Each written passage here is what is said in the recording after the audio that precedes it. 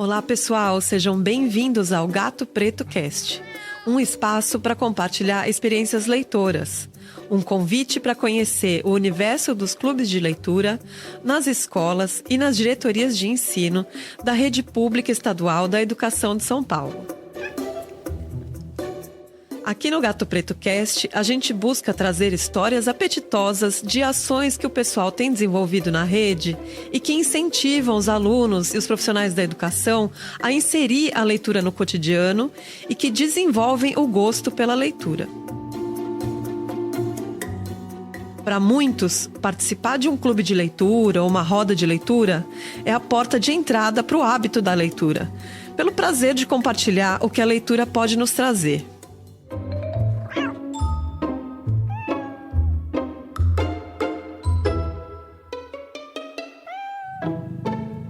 Então, sem mais delongas, eu passo a palavra para o Carlos Aguena, que é quem vai conduzir a entrevista desse episódio. Olá a todos, e no programa de hoje temos como convidada Juliana Gastaldi de Almeida, diretora da Escola Estadual Professor João Batista Gasparim e mediadora do Clube de Leitura Marias. Juliana, muito grato pela sua participação. Olá, eu que agradeço o convite e parabenizo vocês por essa iniciativa. A gente já conhece a história do Clube de Leitura Marias e assim, é uma história muito legal, muito bonita, tá? Então eu vou pedir para que você conte essa história para todos que estão nos acompanhando aqui. O Clube de Leitura Marias, ele surgiu de uma junção de vários fatores, né? A primeira inspiração para a formação desse clube foi a minha participação na elaboração de um documento orientador antirracista que nós produzimos junto à EFAP. Então, teve um processo seletivo, algumas pessoas foram convidadas e eu estive junto a esse grupo. E durante esse percurso, eu percebi que faltava, né, algo mais para que eu pudesse formar a minha equipe. Mas eu não sabia ainda o que era esse algo mais, né? Qual seria a metodologia, como que a gente trabalharia de uma forma diferente e que envolvesse as pessoas. E foi então que em 2022, quando eu estive na EFAP para o lançamento do documento orientador, eu conheci o Clube de Leitura Gato Preto, conheci o Carlos, a Edivânia, e eles me convidaram para participar de uma roda de conversa sobre o livro Tituba, Bruxa Negra de Salem, da Maryse Condé. E eu fiquei, assim, apaixonada pela dinâmica, eu participei remotamente, e isso me inspirou bastante. Falei, bom, eu acho que é esse o caminho. Então, no início de 2023, eu fiz o convite para a nossa equipe. Em primeiro momento, as pessoas ficaram assim, olha, será que vai dar certo? Porque é fora do nosso horário de trabalho. Mas vamos lá, era mais um desafio. E aí o convite ele acabou se estendendo um pouco mais, né? Ele passou para a diretoria de São Carlos, outras pessoas que não faziam parte da escola começaram a se juntar a nós nesses encontros. E tudo isso atrelado muito forte ao nosso projeto político-pedagógico também, porque a gente trabalha diariamente, né, com a educação antirracista na nossa escola. Então era o momento de nós, formadores ou professores, formadores de formadores, como os coordenadores, poderem fazer a leitura de novas obras e refletirem sobre ela. E por quê, né? Porque Marias, de onde surgiu Marias? Marias é uma homenagem, né, a várias mulheres negras que levam Maria no seu nome. Então, a Carolina Maria de Jesus, a Kênia Maria, Glória Maria, Maria Odília Teixeira e outras tantas mulheres negras que, assim como essas, abriram e ainda abrem caminhos para muitas que virão. Então, a gente pode falar aqui da Djamila Ribeiro, da Bárbara Carini, da Bell Hooks, da Grada Quilomba, Michelle Obama, Conceição Evaristo. Então, é realmente uma homenagem a essas mulheres. E por que a gente refazer leituras de mulheres negras? Uma coisa que me marcou muito no livro da Djamila Ribeiro, Pequeno Manual Antirracista, é quando ela fala, né, sobre a invisibilidade, e a Grada Quilomba traz isso também no livro dela, a invisibilidade das mulheres negras nos textos, na leitura dos textos acadêmicos, nos debates. E a gente falou, não, então vamos trazer essas mulheres, né, para que a gente possa incentivar as pessoas a desenvolver, por meio dessas leituras, práticas antirracistas não só dentro do seu ambiente de trabalho, não só enquanto formação para outras pessoas, mas também em todo momento, em todos os ambientes em que elas estejam socializando, que elas estejam interagindo com outras pessoas, né? E uma mudança mesmo de postura. E então, como eu disse, participam desse clube diretoras de escolas, vice-diretores, supervisores de ensino, professores da rede estadual, particular, do ensino superior. Então, assim, abriu realmente um leque. A gente tem um encontro todo mês, geralmente numa cafeteria diferente, para que a gente possa conversar sobre a leitura e refletir e compartilhar as mudanças de práticas, o que a gente pode fazer a partir dessa leitura. A Juliana traz uma proposta extremamente interessante, que é um clube de leitura temático. Tá? Então, são leituras voltadas dentro de uma área que são as questões étnico-raciais. Além disso, também uma outra especificidade, que são mulheres, né? São mulheres negras, né? Então, é muito legal, assim, que assim, traz uma outra possibilidade, né? Assim, é um tema, é um foco, né? Tem um objetivo que, além da leitura, traz também a importância, né, de se refletir, de se questionar, né, sobre um tema tão importante, né, que é o racismo, que são as questões étnico-raciais, não é? Juliana, me fala um pouco, assim, dos outros livros que vocês já leram, né, da programação do Clube de Leitura Marias. Então, a leitura do clube, ela acontece, nós temos um grupo no WhatsApp, onde nós votamos, as participantes do grupo, eles indicam leituras, seguindo a nossa proposta, né, de mulheres negras, e nós elencamos ali os mais votados, são os que são lidos primeiro, e aí a gente vai fazendo uma sequência de 12 aí, para que a gente tenha durante o ano todas essas leituras já pré-selecionadas. O primeiro livro que nós lemos foi, então, um pequeno manual antirracista. Para mim foi uma releitura, né, mas é maravilhoso, o pequeno manual antirracista da Djamila Ribeiro. Esse livro, ele trata mesmo, né, de temas como a atualidade do racismo, a violência racial, e ela propõe caminhos para que a gente possa refletir sobre essas discriminações do racismo estrutural e que a gente, de uma maneira muito corresponsável, a gente atue para superar. Na sequência, nós lemos Memórias da Plantação, da Grada Quilomba, e que é realmente uma compilação desses episódios cotidianos de racismo. O terceiro, então, foi uma releitura, uma grata releitura também, porque eu já tinha participado com o Clube Gato Preto. Foi o Eu Tituba, Bruxa Negra de Salem, da Maris Condé, que ela recria a história da Tituba, uma das 3 primeiras mulheres julgadas em Salem, e ela faz um misto, né, de realidade e ficção no livro. Muito interessante também. Depois nós partimos para o Quarto de Despejo, o Diário de uma Favelada, da Carolina Maria de Jesus, que é realmente o diário da Carolina, escrito durante os 5 anos enquanto ela era uma catadora de lixo, vivia ali com os 3 filhos na favela do Canindé. Então ela relata ali o dia a dia, as dificuldades. Mas no finalzinho do ano, nós chegamos com Como Ser um Educador Antirracista, da Bárbara Carini, que é realmente um convite mesmo aberto para que a gente possa conhecer e desenvolver as práticas antirracistas em sala de aula e na vida, né?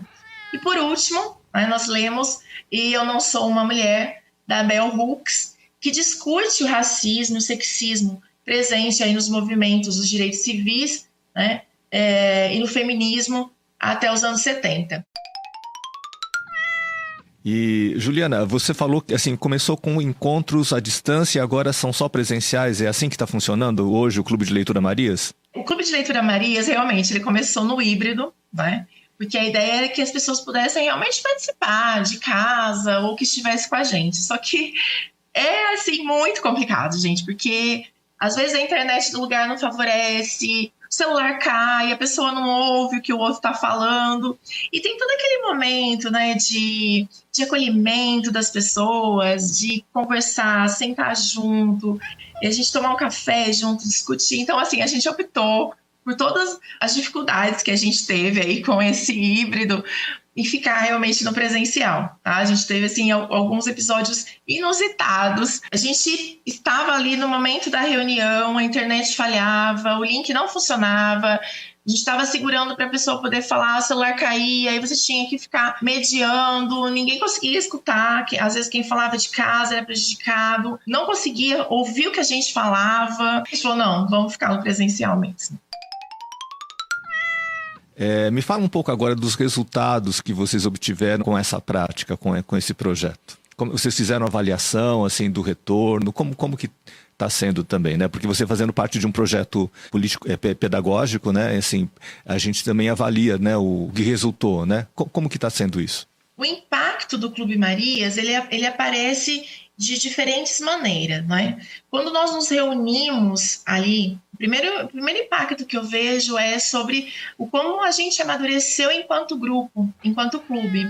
Como que a gente consegue fazer a intertextualidade entre as obras, ou trazer citações de uma quando a gente está falando de outra, ou de compartilhar ações que a gente vai desenvolver na escola enquanto formação para professores ou para outros gestores. Falando efetivamente na escola, o Clube de Leitura Marias, ele é a parte de um todo, né? Então, a gente tem, como eu disse no início, um projeto político-pedagógico muito voltado, né, para as questões antirracistas. Então, a gente trabalha isso durante o ano todo e que culmina numa celebração em novembro. Não é aquela pedagogia do evento que só acontece em novembro. Então, isso perpassa os currículos, as disciplinas, as ações e os projetos. E como impacto positivo de que está dando resultado, 2022 e 2023, a escola recebeu da Prefeitura Municipal de São Carlos o primeiro lugar no selo Carolina Maria de Jesus.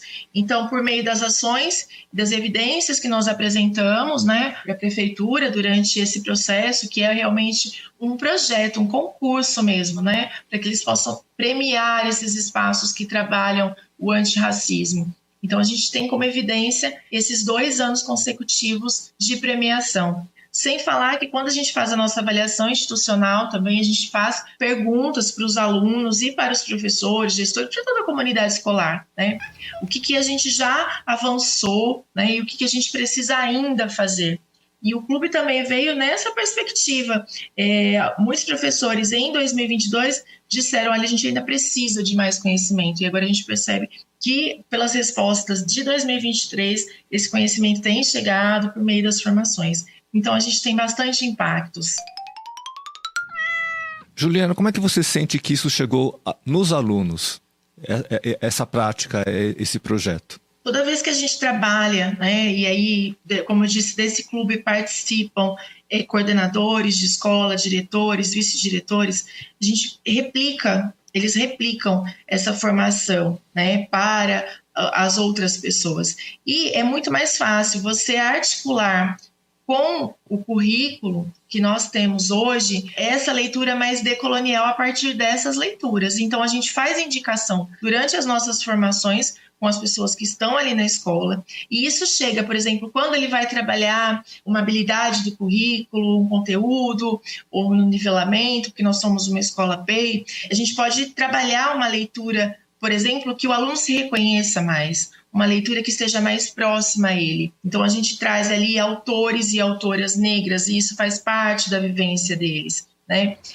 Faz parte da cultura deles, as histórias. Então, faz com que eles se sintam mais interessados e motivados a participar e, às vezes, até continuar a leitura, porque às vezes eles trabalham com um trecho de uma obra, e aí eles ficam curiosos e vão até a sala de leitura para buscar as obras. A gente tem ali, a gente recebeu uma doação de uma coletânea de 90 obras só de escritores negros, escritores e escritoras negras e indígenas. E a gente percebe que pela sala de leitura, com esse incentivo do professor, são os livros que são mais procurados. Juliana, você citou um conceito que é o decolonialismo. Você poderia falar um pouco mais? Eu entendo que é um conceito muito importante. Isso. Como que a gente trabalha essa perspectiva dentro do nosso currículo? E sempre, cada vez mais, buscando, né? A gente não pode ficar preso naquela visão eurocêntrica, só eurocêntrica das coisas. A gente tem que trazer, resgatar todas as contribuições, todas as descobertas, né, que os negros, os indígenas e outras pessoas trouxeram para a nossa sociedade, enfim, desde de descobertas científicas. Então, assim, é importante que quando o professor ele faça, né, a preparação para a aula dele, a gente acredita muito nisso e trabalha muito nisso, a gente resgate, vamos buscar. Então, realmente, como começou isso? Quem começou com isso? Porque a criança, ela precisa se reconhecer, realmente. Ela precisa reconhecer a história, ela precisa conhecer, na verdade. A gente só enfrenta o racismo, a gente combate o racismo com conhecimento. Então, não faz sentido, quando a gente tem um caso de racismo por questão de cabelo, por questão de religião, qual a importância dessas tranças, qual a importância, quem foram os negros que vieram para cá, em que condições eles vieram. Então, a gente tem que trazer quem participou dessa descoberta científica em primeiro plano.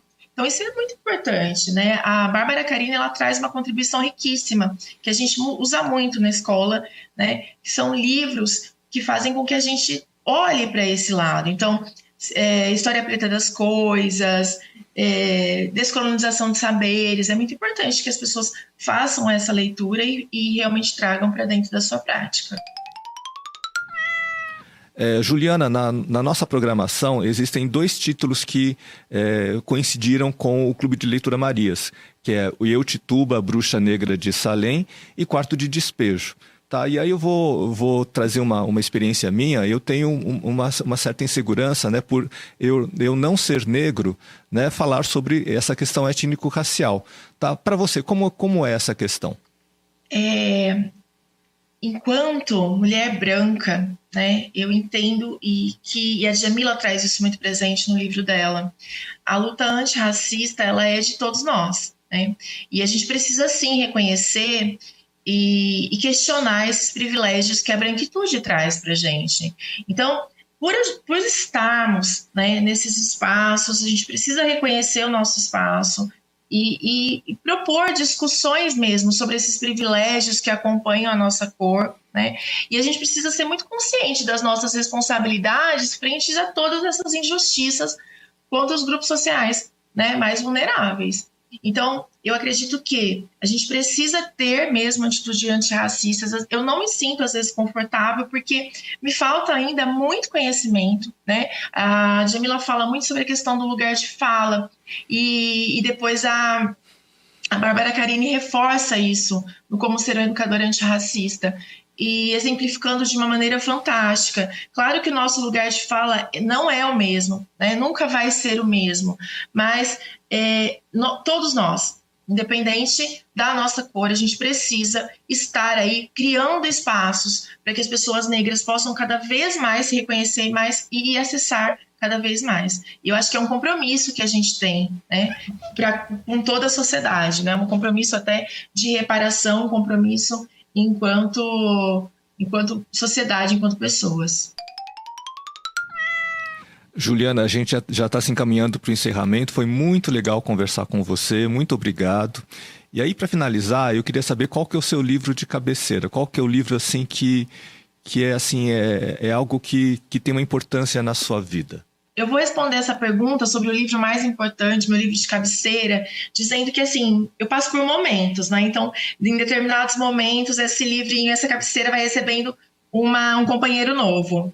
Então, eu já tive ali vários, como a Chimamanda, Graciliano, mas hoje, o meu livro, assim, na verdade, ele é meu companheiro, ele não fica nem na cabeceira, ele vai comigo na bolsa, ele vai comigo para a escola. Ele é o Memórias da Plantação, da Grada Quilomba. Ele descortinou, assim, a minha vida, ele me descortina cada leitura que eu faço e ele me propõe que eu seja sempre melhor, sabe? Então, hoje é o livro da Grada Quilomba. Isso aí, Juliana, muito obrigado pelo seu depoimento, pela sua experiência compartilhada aqui e suas palavras finais. Eu quero agradecer a oportunidade de participar, dizer o quão é importante que a gente tenha um podcast de incentivo a leituras e que a gente possa compartilhar e receber da rede essas experiências, né, para que a gente possa, de repente, aplicar em algum momento em nossas escolas. Muito obrigada.